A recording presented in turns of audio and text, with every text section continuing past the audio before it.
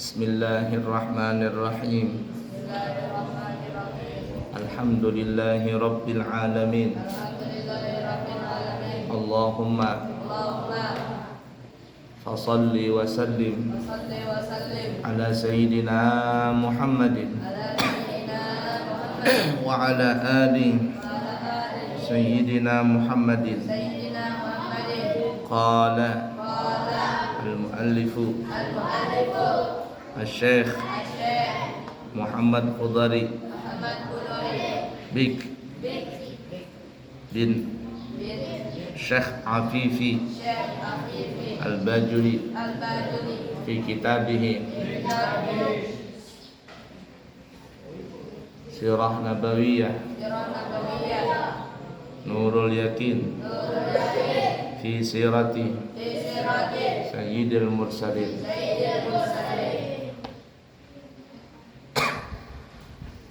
rahimahullahu ta'ala wa nafa'na bihi wa bi'ulumihi fid din wad dunya wal akhirah. Ridwan sini.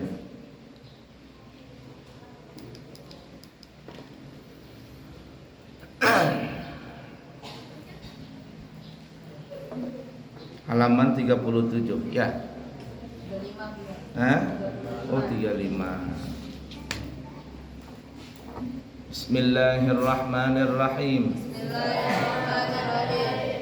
Perilaku Nabi Muhammad sallallahu alaihi wasallam di tengah kaumnya sebelum diutus.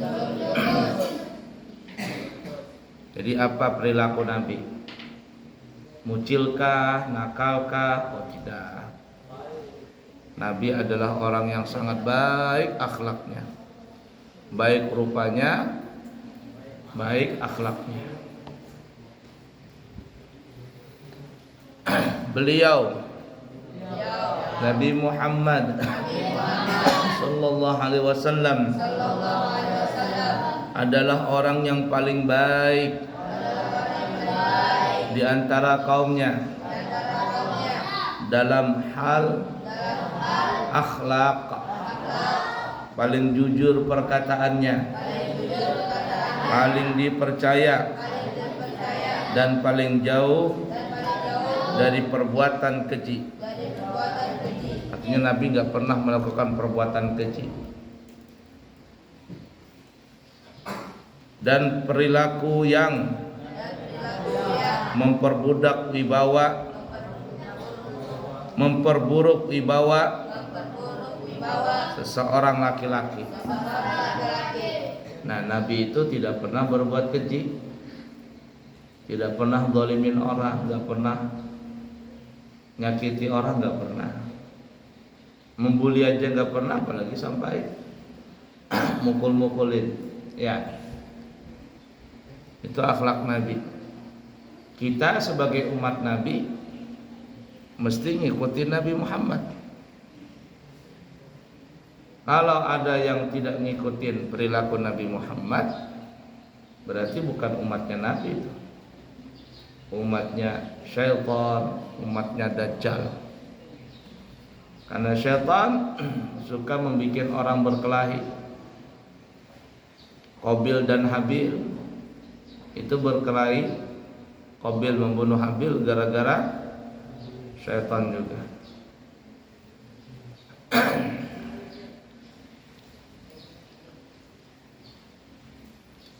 Nah itu syaitan. Tapi Nabi Muhammad baik sekali akhlaknya, jujur perkataannya. Kamu harus belajar jujur dari sekarang. Belajar amanah, belajar jujur. Siddiq, tabligh, fatanah, amanah. Itu sifat para nabi dan rasul. Apalagi nabi kita. Siddiq orangnya jujur, tabligh orangnya menyampaikan, tidak pernah kitman, tidak pernah menyembunyikan, tidak pernah korupsi. tidak pernah dilebih-lebihkan, tidak pernah dikurang-kurangkan, baik segi perkataan apa saja. Namanya tabligh. Fatanah, Nabi orangnya cerdas. Dan amanah, Nabi adalah orang yang sangat dipercaya. Kalau Nabi bekerja, maka Nabi bekerja sampai tuntas. Kalau Nabi diberikan amanah, maka Nabi kita akan menjaga amanah itu sampai betul-betul selesai. Dan kita sebagai umatnya mesti itu. Siddiq, tabligh, amanah, fatanah. Kalau tidak dibiasakan dari kecil sifat yang baik tadi, maka susah untuk merubah kalau sudah dewasa. Kayak begini, kalau dari kecilnya susah dibaikin, besarnya tambah susah nanti. Tapi kalau dari kecil baik, maka insya Allah besarnya insya Allah lebih baik lagi. Dan juga salah satu untuk memperbaiki diri, memperbaiki sifat kita adalah kita jangan berteman sama orang yang nakal. Jangan berteman sama orang yang sama teman buruk, buruk hatinya, buruk ucapannya. Jangan. Berteman itu cari yang baik. Kalau kita berteman yang baik, itu ibarat kata kita seperti berteman dengan orang penjual minyak harum. Walaupun kita tidak dapat minyak harumnya, sekurang-kurangnya kita dapat bau harumnya. Tapi kalau orang berteman dengan orang yang buruk akhlaknya, itu sama orang yang berteman dengan pandai besi.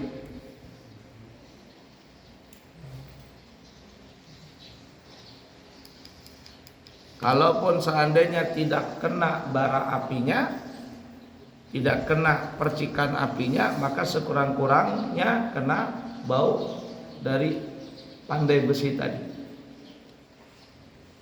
Itu. Jadi kalau ada teman yang buruk akhlaknya, jangan ditemani.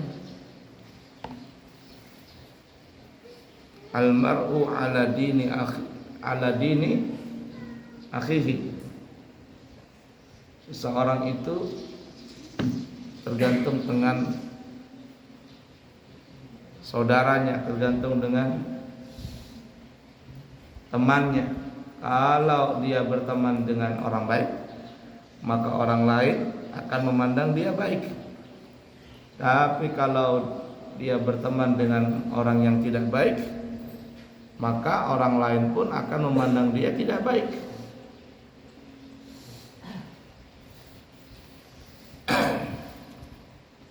Jujur dalam belajar di agama itu yang penting jujur, amanah itu yang betul perlu dijaga tuh. Jujur, amanah, jujur, amanah. Karena orang zaman sekarang ini banyak orang yang pintar tapi tidak jujur. Pintar banyak, jujur enggak, amanah enggak. Walaupun orang jujur itu mungkin pertamanya pahit, susah, tapi nanti hasilnya baik.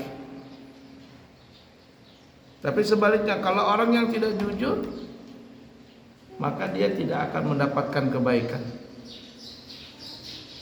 Mungkin sekali dia pernah menipu orang, jualan umpama, nipu orang. Oh, kalau sama orang biasa dia jual sekali makan umpama 25.000.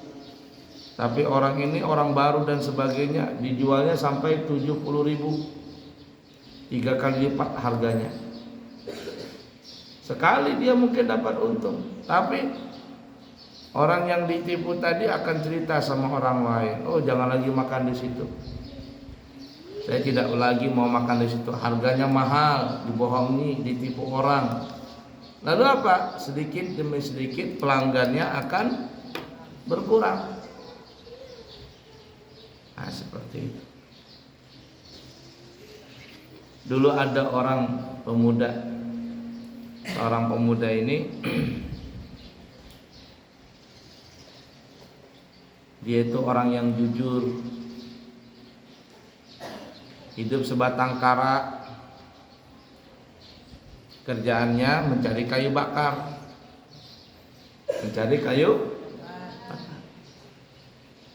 dan dia punya alat untuk mencari kayu bakar itu hanya satu buah kampak saja. Tapi walaupun pemuda ini hidup dalam kemiskinan, tapi dia punya sifat yang baik. Apa itu? Jujur dan amanah. Suatu ketika sang pemuda ini berangkat ke hutan seperti biasanya, dia mencari kayu bakar. Kebetulan waktu itu dia mencari kayu bakar di pinggiran sungai. Entah gimana, mungkin dia kurang makan kah atau belum sarapan begitu. Megang kampak dia. Ketika dia megang kampak, tiba-tiba mungkin lemas badannya atau capek, kampaknya itu terlepas dari tangannya. Akhirnya kampak itu jatuh, dan yang paling repotnya, kampak tadi masuk ke dalam sungai. Dan pemuda ini lebih parahnya lagi, dia tidak bisa berenang, apalagi menyelam. Berenang gak bisa, apalagi menyelam. Lalu sang pemuda ini duduk di pinggiran sungai,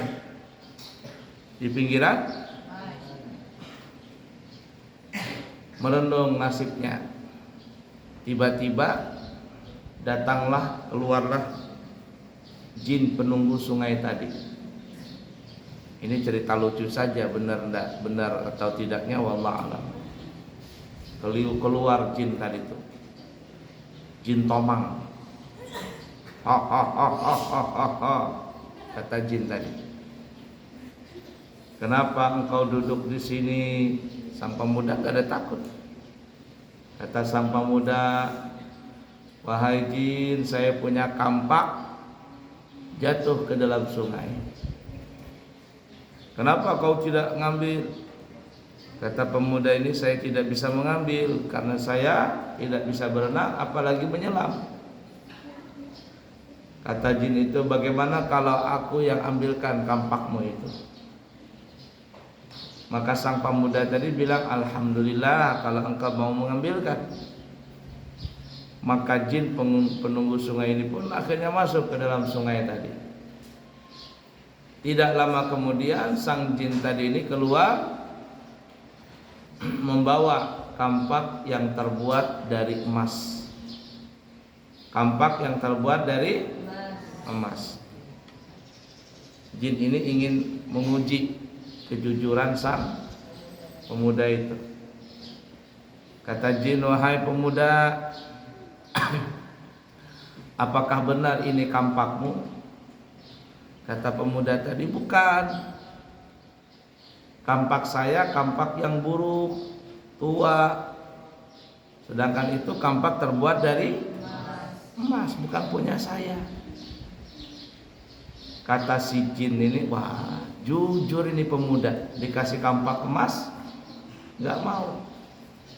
Coba kalau potongan kayak mustadir itu, gali-gali tanah begitu sama si Agus, dapat emas, diam-diam sudah, nggak bilang sama Abu ya. Ya kah? Ya. Jadi pemuda ini bilang, tidak wahai jin. Jinnya kebetulan baik. Kampak saya kampak yang buruk, itu mah terbuat dari emas. Jadi bukan. Ya sudah, kalau kata jin, kalau begitu aku ambilkan lagi yang kedua. Masuklah jin ini ke dalam sungai yang kedua. Keluarlah jin tadi membawa kampak yang terbuat dari perak. Kata jin, wahai pemuda, apakah benar ini kampakmu? Kata pemuda tadi, bukan, kampak saya kampak yang tua, itu mah kampak terbuat dari perak, bukan punya saya itu. Kata jin, jujur, dikasih kampak emas gak mau, dikasih kampak perak gak mau juga. Kata jin, kalau begitu aku akan ambilkan kampak yang asli. Maka masuklah jin ini ke dalam sungai, lalu mengambil kampak yang asli. Lalu jin berkata, wahai fulan, wahai pemuda, apakah benar ini kampakmu? Kata pemuda itu, benar, ini kampakku. Kata jin, sebenarnya aku datang ini untuk mengujimu saja, apakah engkau orang yang jujur atau tidak. Ternyata engkau orang yang jujur, maka kampakmu yang asli kuberikan kepadamu. Dan ini ada 2 kampak emas dan perak, ini juga kuberikan padamu, dan ini adalah milikku. Kata si jin tadi. Ini cerita bohong-bohongan aja. Maka si pemuda ini pun mengucapkan alhamdulillah, kampak yang lama dapat, kampak emas dan perak juga dah. Kira-kira berapa berat kampak emas itu? Anggaplah 1 kilo. Lalu dia bawa kampak emas dan kampak perak tadi, dibawa kemana? Ke pasar. Dia jual emas tadi. Anggaplah dapat duit 1 miliar. Won. 1 miliar. Karena si pemuda ini bujangan, lalu dia kaya mendadak, maka biasanya kalau sudah ada duit, ngapain duit? Menikah. Maka menikahlah si pemuda ini dengan seorang perempuan. Tapi sayang disayangkan, dia mendapatkan jodoh tidak cantik, tapi akhlaknya baik. Buat apa istri yang cantik tapi akhlaknya buruk? Yang parah sudah buruk rupa, buruk akhlak lagi. Nah, menikahlah sang pemuda ini. Nah, apa-apa, cantik itu relatif, bukan cantik yang membuat, bukan cantik yang membuat cinta, tapi cinta yang membuat. Kalau sudah cinta melekat, tahi gigi rasa coklat. Orang Bahari kan begitu lagunya. Kalau cinta sudah melekat, gula Jawa rasa coklat. Tapi diplesetin sama anak-anak zaman dulu. Kalau cinta sudah melekat, tahi gigi rasa coklat.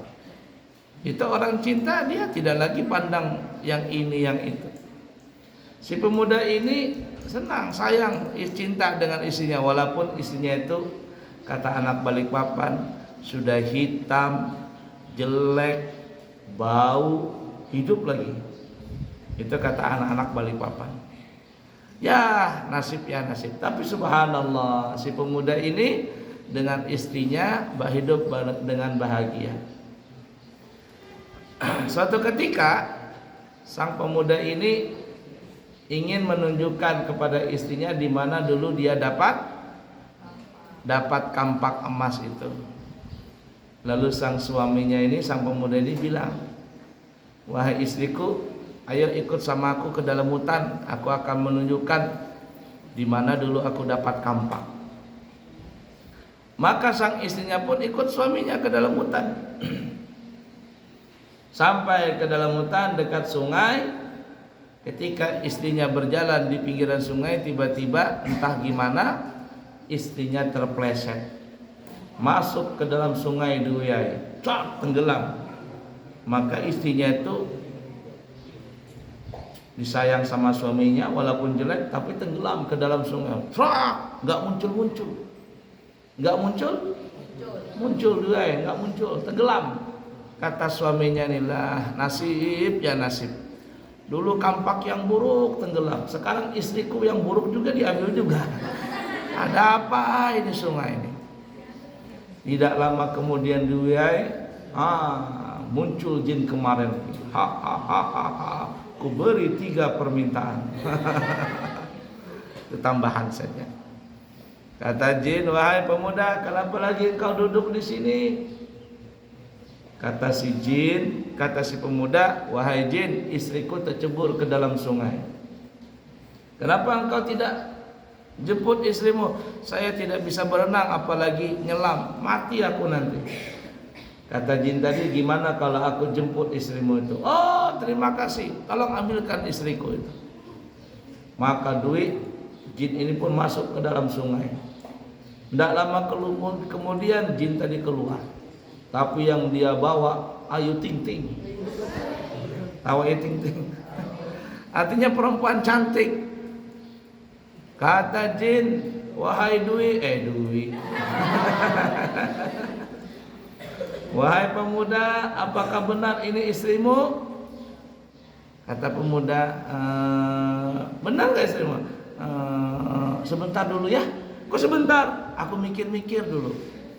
Nggak jujur sudah dia. Nggak jujur dia. Giliran kampak jujur, giliran perempuan nggak jujur. Kata pemuda tadi, oh ya jin, itu benar istriku. Oh, kata jin, kau berbohong ternyata. Kau tidak jujur. Kemarin kampak jujur, sekarang giliran yang cantik kau tidak jujur, berbohong kau. Kata si pemuda ini, tenang dulu jin, jangan suudzon dulu denganku. Jangan suudzon, tanya dulu kenapa aku tidak jujur. Kata jin, baik, kenapa engkau tidak jujur? Kata si pemuda ini, wahai jin, sebenarnya aku tuh kepingin juga jujur, tapi aku takut kalau aku jujur nanti kasus istriku ini sama seperti kasus kampak. Paham gak? Duit, takut kasus istriku ini seperti kasus kampak. Datang istri yang pertama Ayu Ting Ting, bukan. Yang kedua lagi, siapa lagi? Yang paling cantik. Itulah ya. Muncul lagi yang paling cantik, bukan lagi. Yang ketiga Ponari yang keluar. Apakah ini istrimu? Iya. Akhirnya 3-tiganya dikasih. Kata pemuda, wahai jin, aku jangankan 3, 1 aja nggak cukup. 1 aja sudah cukup, nggak sanggup biayanya ya. 1 aja sudah cukup ini. Oh, kata jin, baiklah, berarti kamu jujur. Kata jin, sebenarnya ini adalah istrimu. Ini adalah istrimu, tapi karena kau jujur, maka istrimu yang jelek tadi berubah jadi cantik. Alhamdulillah. Ini cerita bohong-bohongan. Jadi Dwi, kalau kamu merasa kurang ganteng, cebur aja ke dalam sungai. Tapi ya, itu cerita lo lucu-lucuan saja. Artinya itu berkat orang jujur. Ada cerita lagi juga dulu ya. Dulu ada orang kakak ade nih. Kakak ade. Yang satu ini kakaknya ini pemalas, rakus. Sudah pemalas, rakus lagi. Sedangkan adiknya rajin. Ya, tidak rakus. Cuman sayang, adiknya ini punya penyakit gondok. Gondok, tahu gondok yang begini. Jadi adiknya ini disuruh cari kayu bakar sama kakaknya. Dek, cari kayu bakar di hutan. Nanti jual di pasar. Nanti kalau sudah dapat uang, beli makanan untuk kita di rumah. Jadi kakaknya cuma ngetek-ngetek di rumah. Nggak kerja. Adiknya ini walaupun dia gondokan, tapi rajin. Suatu ketika sang adik ini cari kayu bakar. Lalu setelah cari kayu bakar, adiknya kecapean. Si adiknya ini yang gondokan ini tertidur di bawah pohon besar. Bawah pohon besar. Lalu lewatlah jin. Jin sama anaknya. Alpan sama anaknya. Kata anaknya namanya Alpan, ke siapa namanya itu? Kata anak jin ini, "Babah, abah, ada apa? Belikan aku bola-bolaan, bah. Aku kepingin main bola-bolaan." Kata si anak jin. Kata bapaknya, "Mana ada bola-bolaan?" "Ada, bah. Itu nah, di lehernya orang itu kan bola. Di lehernya orang itu yang tidur itu kan bola." "Ah, itu bukan bola, itu gondok." "Ah, nggak mau. Pokoknya belikan." Jinnya ini jinnya baik juga.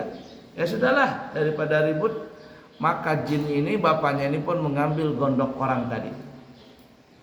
Hilang gondoknya si pemuda tadi.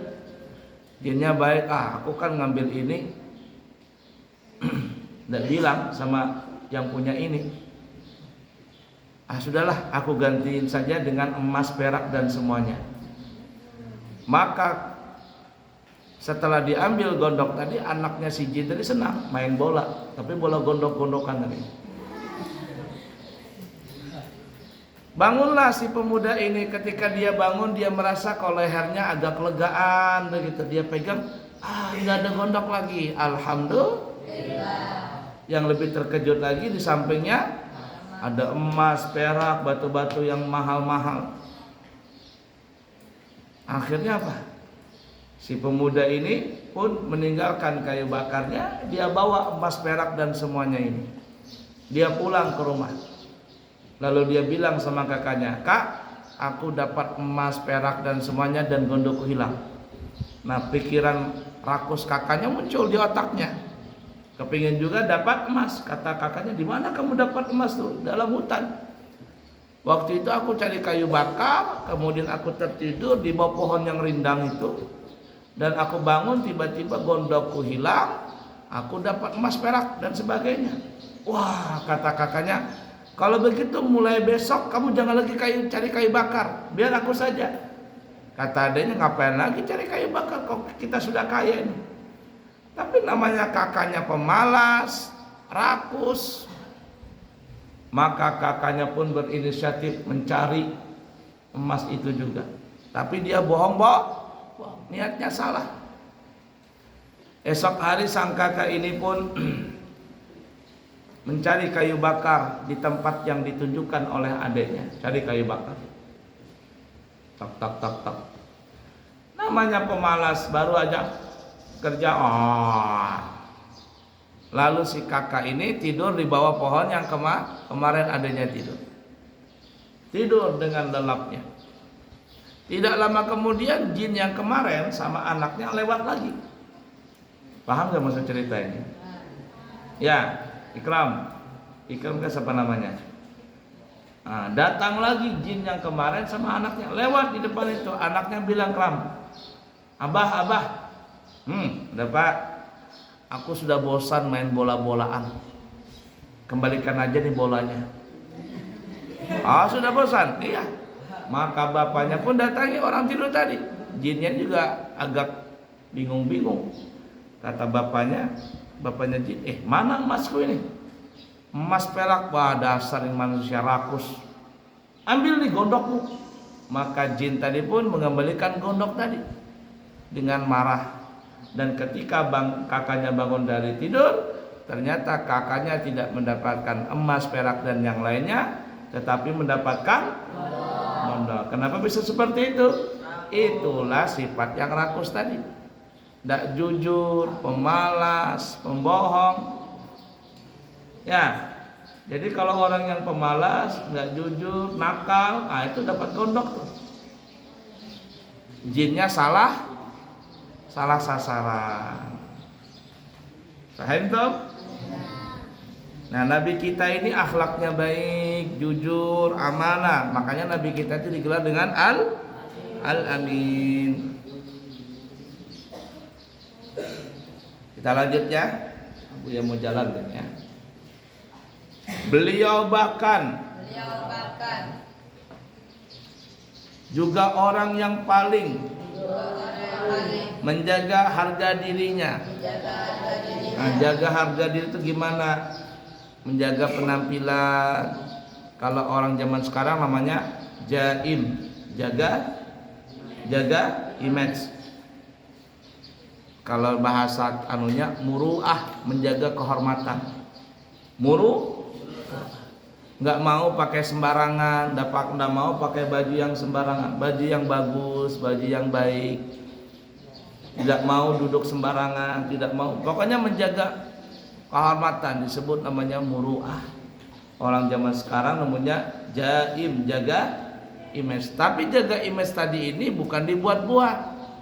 Ada orang kah? Nggak ada orang kah? Nabi seperti itu adanya. Lain kalau orang zaman sekarang. Ketika di depan orang makan pelan-pelan. Karena begincu.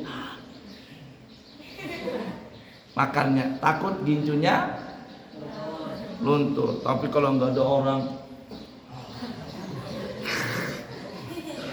itu bukan yang baik.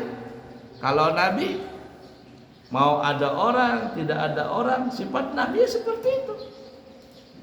Sifat Nabi ya memang baik. Kan ada orang yang pura-pura baik, di depan baik, di depan manis, di belakangnya buruk, busuk. Nah, ini orang yang jelek sifatnya. Nabi tidak. Nabi menjaga harga dirinya baik di depan orang ataupun beliau sendiri. Beliau menjaga kehormatan beliau. Paling mulia di dalam bergaul. Nah, ketika dia berteman, Nabi berteman tuh nggak pernah ngejek orang, nggak pernah membuli orang, nggak pernah memukul orang, nggak pernah. Ya, nggak pernah. Itu Nabi baik dalam bergaul. Paling baik dalam bertetangga. Nabi tidak pernah menyakiti tetangga. Ya. Man yu'minu billahi wal yawmil akhir falyukrim dhaifahu. Ya. Begitu juga dalam riwayat yang lain, falyukrim jiranah. Siapa yang beriman dengan Allah dan Rasulnya, maka hendaklah dia memuliakan tamunya. Ada riwayat yang lain, hendaklah dia memuliakan tetangganya. Gak mau menyakiti tetangga. Termasuk bertetangga itu adalah seperti kamu, satu kamar, ada yang berlima, berenam, dan seterusnya. Tidak boleh mengganggu teman sekamar, apalagi teman beda kamar. Tidak boleh. Masuk kamar orang nggak boleh. Nah, salah satu yang tidak baik dengan tetangga itu contohnya seperti umpama ada teman di kamar tetapi punya bajunya kotor, nggak dicuci-cuci, ditumpuk dalam lemari. Ketika dibuka lemarinya, la ilaha illallah, bau naga besaung, kecoa keluar, kutu keluar, bau hapak. Maka orang yang seperti ini berarti dia tidak memuliakan tetangganya. Jangan egois. Jadi orang jangan egois bertetangga. Baik. Nah, kamu paling dekat tetangganya adalah ya sesama kamar tadi. La ilaha illallah.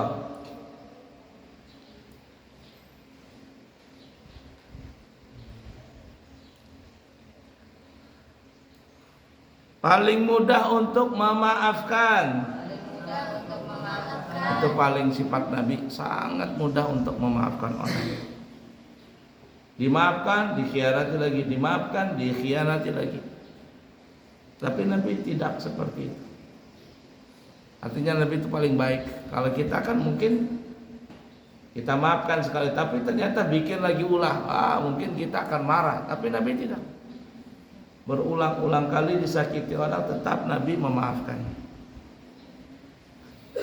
Paling jujur dalam bicara. Berbicara sehingga kaumnya menjulukinya dengan Al-Amin. Apa arti Al-Amin? Orang yang sangat dipercaya. Allah Subhanahu wa ta'ala menganugerahkan kepada beliau hal-hal yang baik dan terpuji serta watak-watak terpuji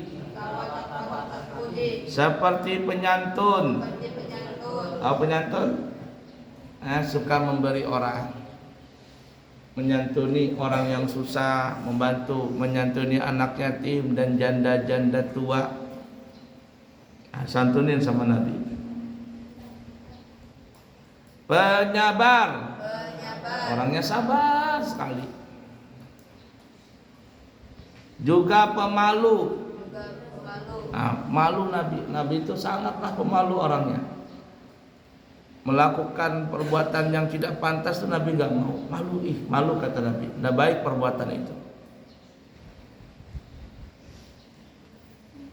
Pemalu. Bukan malu-maluin. Ada santri tidak pemalu, akhirnya apa? Malu-maluin. Jadi kalau ada orang tidak punya rasa malu, berarti dia malu-maluin diri sendiri. Jadi pemalu itu baik, tapi kalau malu-maluin buruk sekali. Al-haya'u minar rijali hasan, walakinna minan nisa'i ahsan. Kata ulama, sifat pemalu itu apabila dimiliki dari seorang laki-laki, dari laki-laki itu adalah hasan, bagus. Jadi kalau laki-laki mempunyai sifat pemalu itu bagus. Walakinna minan nisa'i ahsan, tetapi kalau perempuan yang memiliki sifat pemalu itu, maka itu lebih bagus lagi. Makanya jelek kalau perempuan itu tidak ada rasa malu, kijil, genit, aduh jelek sekali. Sangat jelek sekali. Bersyukur. Jadi Nabi itu orangnya pandai bersyukur. Hidup ini kalau mau tenang satu aja kuncinya. Bersyukur. Kalau ada orang tidak pernah bersyukur walaupun dia punya banyak, tapi karena tidak ada syukur maka hidupnya selalu gersang. Tuh ada orang kaya gajinya sampai 30 juta, belum lagi tunjangannya sebulan itu bisa dapat ratusan juta. Tapi kenapa orang itu masih bisa korupsi? Kenapa orang itu masih bisa menipu? Jawabannya kenapa? Karena dia tidak bersyukur. Dia kepingin punya mobil, kepingin punya pesawat, terus tidak pernah bersyukur. Terobsesi dengan barang-barang mahal. Kalau barang yang biasa tidak mau dia. Harus barang branded kan caranya itu. HP-nya harus mahal. iPhone apa namanya? Pro Max. Itulah Bu yang nggak ngerti itu. Yang harganya sampai 30 juta, 40 juta. Beli HP segitu bisa. Tapi berangkat umrah nggak pernah, berangkat haji nggak bisa, nyumbang 500, 1000, yang buruk lagi. Itu tidak bersyukur. Orang yang seperti ini terlalu terobsesi dengan keinginannya. Jadi apa? Hidupnya nggak pernah bersyukur. Jadi kunci hidup itu tenang satu aja, bersyukur. Adil. Nabi itu sangat adil, bijaksana. Jadi kalau ada orang yang berperkara datang kepada Nabi, Nabi memutuskannya dengan seadil-adilnya. Rendah hati. Rendah hati itu lawanan daripada sombong. Menjaga kehormatan. Kita sudah sebut tadi ya. Dermawan. Orangnya sangat royal, sangat sangat ya dermawan, suka bantu orang. Pemberani. Penakut Nabi. Lihat filmnya itu yang Nabi di laut itu. Ada ceritanya kan, masih kecil. Ombak besar, orang pada lari, Nabi begini saja. Juga pemalu. Sampai hal itu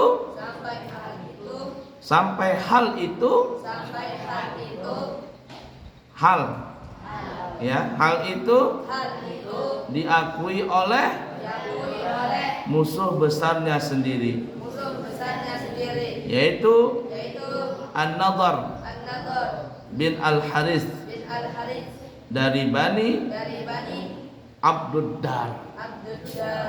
Nah, jadi gini ya, ini rumusnya. Kalau ada teman memuji kita dengan kebaikan kita, itu biasa. Anak buah memuji kita,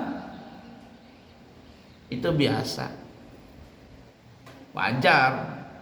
Karena anak buah mesti dia menghormati bosnya. Wajar anak buah, wajar menghormati bosnya, memuji ini, memuji itu biasa. Tapi kalau musuh yang memuji, musuh nih memuji, aduh itu musuhku, tapi orang itu baik banget, aku gak segen jadinya musuhan sama dia. Apa yang terjadi? Maka kalau musuh yang memuji, berarti orang itu sangat baik, luar biasa. Paham kira-kira? Nah, jadi kita itu berbuat baik karena Allah, karena Rasulullah.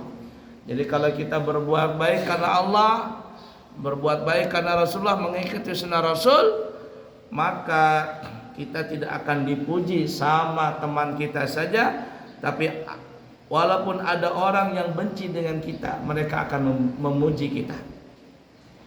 Ya, memuji kita. Mereka itu benci dengan kita itu bukan karena apa-apa, karena iri aja, tapi dalam hati besarnya mereka mengakui kebaikan kita. Dan itulah yang dilakukan Nabi. Ya, itulah yang dilakukan. Berapa banyak dulu orang kafir, ada yang berkata dulu sebelum masuk Islam, kata orang ini, engkau adalah orang yang paling kubenci, kata orang ini kepada Nabi Muhammad. Tapi setelah masuk Islam, engkau adalah orang yang paling kucintai daripada siapapun juga, melebihi daripada anak, istri, orang tua, bahkan diriku sendiri. Sayyidina Umar kan begitu. Waktu belum masuk Islam, luar biasa Sayyidina Umar itu bencinya dengan Nabi Muhammad. Tapi setelah masuk Islam, maka Sayyidina Umar berkata, aku cinta kepada engkau wahai Rasulullah, melebihi hartaku, melebihi istriku, melebihi anakku, bahkan diriku sendiri. Bahkan diriku sendiri, aku lebih cinta kepada engkau. Artinya kalau untuk membela engkau ya Rasulullah, walaupun darah sebagai taruhannya, nyawa sebagai taruhannya, tidak ada masalah. Begitulah para sahabat kepada Nabi kita. Ada seorang perempuan waktu perang Uhud ya, Nabi kan mengalami kekalahan tuh. Jadi perang Uhud kalah, lalu pasukan kaum muslim ini kembali ke Madinah. Si ibu ini bertanya kepada yang lainnya, bagaimana kabar Rasulullah? Rasul gimana Rasul? Maka ada orang yang berkata, wahai ibu, suamimu meninggal. Di medan perang suamimu meninggal. Tapi sang ibu ini tidak menggubris. Rasulullah gimana Rasulullah? Datang lagi kabar, wahai ibu, bapakmu meninggal.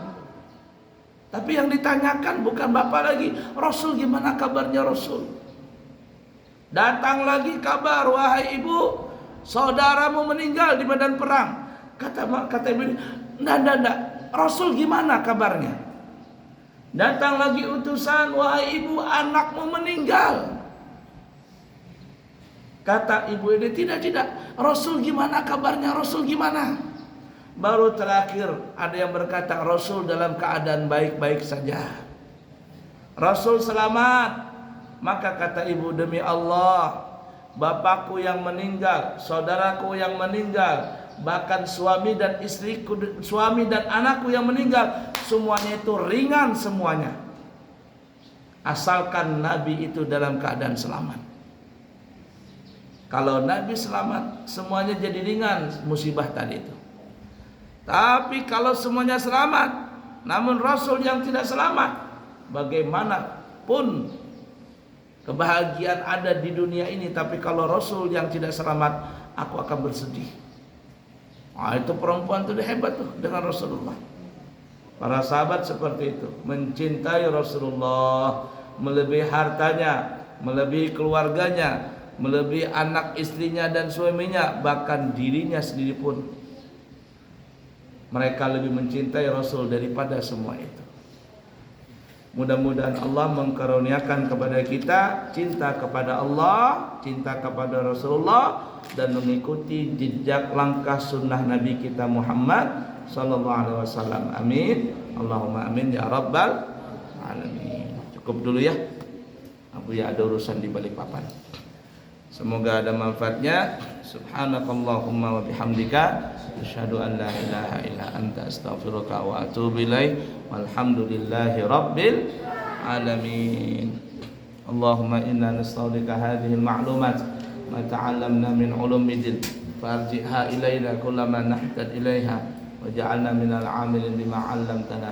Wa sallallahu ala sayyidina wa maulana Muhammadin wa ala alihi wa sahbihi wasallam. Walhamdulillahi rabbil alamin. Taqabbalallahu minkum.